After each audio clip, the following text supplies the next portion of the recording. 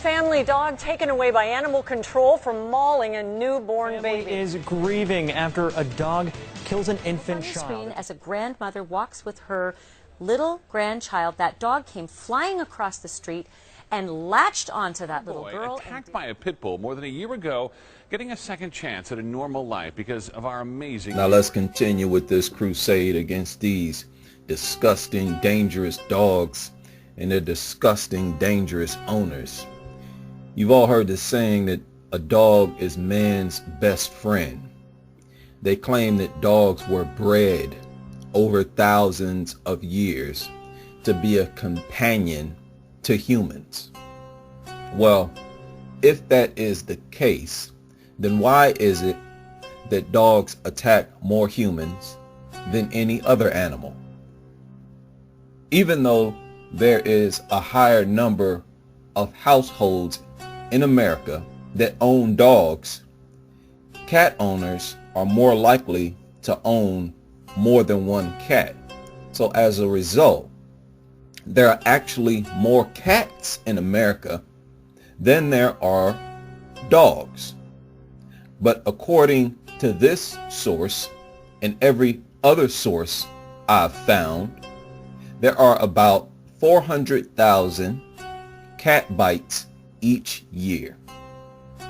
Compare that to about 4.7 million dog bites each year. Yet it is the dogs that is man's best friend. How so? Also keep in mind that usually when people are attacked by cats, it is because people are trying to manhandle the cats, control them, pick them up when they don't want to be picked up. They're bothering and fucking with the cats. Cats don't simply spot humans and decide to attack them. No need to even talk about the other animals. Bear attacks, coyote attacks, please. There is no comparison. About half of all dog bite victims, that's half of 4.7 million, are children under the age of 12. Dogs are by far the most common type of animal bites in the United States. Of course, that is not news to any of us. Yet this is the same animal that we say is man's best friend. I told you, this society, this world we live in today is backwards. We are in dire need of evolution. It needs to start now. There's an estimated 66,000 hospital emergency visits each year due to cat bites. Compare that to 800,000 emergency visits for dog bites. Again, 66,000 versus 800,000. Yet the dog is man's best friend. Yet it's the dog that was bred over thousands of years to be a companion. What kind of breeding was this? What type of intelligence was involved in breeding these animals to be our companions? This narrative does not hold up to scrutiny. Ask yourself, if dogs are man's best friend, then why is it that in some other countries dogs are exterminated? It is because those people have a much lower tolerance for animals that attack them and especially attack their children. Think about it. As a father or mother, if you have an enemy who is an adult who decides to attack you physically, fine, right? But if your enemy attacks your children, that is an absolute crime. In this country, when you attack children, that is a capital crime. Dogs are not man's best friend. They are man's worst enemy. Many animals are natural enemies to certain other animals. Humans are no exception. That is simply nature. From time to time, a male lion will patrol his territory. If he spots a dog or a hyena, he will kill it. Why? Because that dog or hyena will steal its food and it will attack its young. And it is the attack against his cubs that he is most intolerant of. If any creature has a habit of attacking your young, that creature is not your best friend. It is not the best friend to your species. That creature is your species' worst enemy. Just like the lion will drive dogs and hyenas out of its territory on sight, our cities and towns is human territory. And because these mutt lovers are not as intelligent as wild animals, they do not drive dogs out of our territory. Instead, they welcome them into our territory, into their homes, and essentially worship the dogs. Flesh-eating animals being worshipped by herbivores. Tell me this is not backwards. Tell me that humanity right now is not in dire need of evolution. And because this is so unnatural and against nature, you have negative consequences, as I've spoken about before, that arise from this deranged behavior. 2.3 million children being attacked, bitten each year is a lot of children.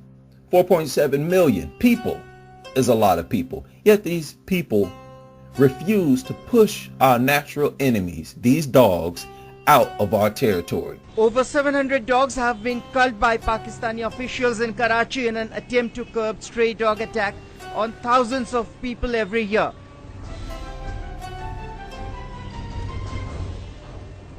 Bodies of dead dogs are scattered across various areas in the city where municipal workers have gathered for disposal. The periodic culling of dogs using poison tablets hidden in chicken meat has drawn criticism from animal rights activists. What animal rights are these people talking about? Dogs have the right to wander around attacking people? You can't simply force dogs out of civilization physically because they're scavengers, and they'll simply wander right back into civilization and continue attacking people and children. These are our natural enemies who by nature will stalk us and terrorize our communities. Again, this is perfectly natural. Some animals have natural enemies. Nature appoints an enemy for you. That's just the way it goes. They do not have a right to live in our territory. Says who? They have a right when they are flesh-eating animals with a strong reputation of attacking us and our children. Nature designed lions with a natural instinct to keep other animals out of their territory. And you're telling me that we as humans, as the most intelligent mammals on earth, do not also have the right to keep our territory free of large, aggressive, flesh-eating animals? This is supposed to be a natural human instinct. As one user wrote, dogs are designed to be predators, not pets. The proof is in the statistics.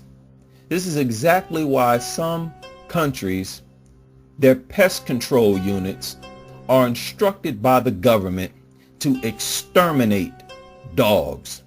They would not do that to harmless animals. Do they exterminate squirrels? Rabbits? Cats? No. They exterminate the animals that are the most aggressive, the largest, the dumbest, these worthless mutts. our natural enemies, not our best friends. Dogs have maintained a constant reputation of attacking adults and children alike.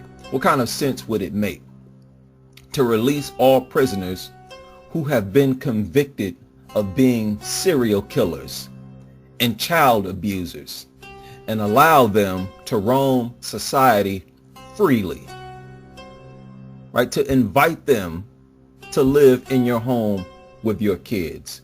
Serial killers and child abusers both pick specific targets, just like dogs. In regard to dogs, they've maintained a reputation of attacking as an animal group. As a group. Again, dogs attack more humans than any other animal. This consistency is among their kind, which demonstrates to humans that it is in their DNA, a part of their nature, to attack humans, and they have a preference for children, to attack any living thing made of flesh and blood. Again, the regression of humanity is our disconnection from nature, and keeping dogs as pets is directly against the order of nature. We should not allow dogs to even exist in human territory. Talk about a piss poor sense of protection. Dogs are not little human beings like you mutt lovers try to project them to be, like they're just little babies with fur on them. They are not members of your family. They are flesh-eating wild animals that have absolutely no business living in people's homes around their children and family, or even living in human territory. When you find a house full of roaches or rats, you exterminate them. I don't want to hear about service mutts, where only about 1% of them perform some type of service for humans. We do not need dangerous service animals. I don't want to hear this stupidity about companionship, where a bunch of weirdos are so desperate to receive affection that they're even willing to let a stinking ass, shit-eating, slobbering, dangerous, dumbass, flesh-eating animal live in their home simply because it is willing to show them affection and lick on them. They will even pay money to take care of a goddamn dog. Pay money to spend money on this thing. Some people make monthly payments on these goddamn mutts, our natural enemies. If there is any animal that should be exclusively used for food and regulated such that you do not see them in society, it should be these mutts. They are a natural enemy to humans that attack more humans each year than any other animal by far.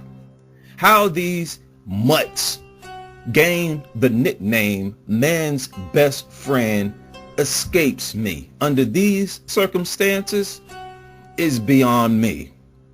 What other animal in society will spot a human and immediately charge at them, immediately get angry and bark or growl at them? Dogs are the most aggressive and hostile animals towards humans in society. This is man's best friend? Nonsense.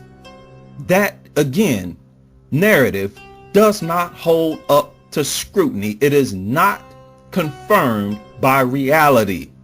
If any group of people, convicts or whatever, some kind of cult, had a reputation in society, in America, of attacking 2.3 million children each year, our government would not tolerate that. Yet because it's in dogs' nature to attack, we give them a pass? Yet it's okay if dogs do it because they don't know no better? No, the fact that it's in their nature should warrant an even more strict level of physical regulation. detainment, because they can't help themselves. Those are the first types of beings that should be removed from society. And that is exactly why in some countries they do exactly that. These animals are not, I repeat, are not man's best friend. They are by far, easily our worst enemies.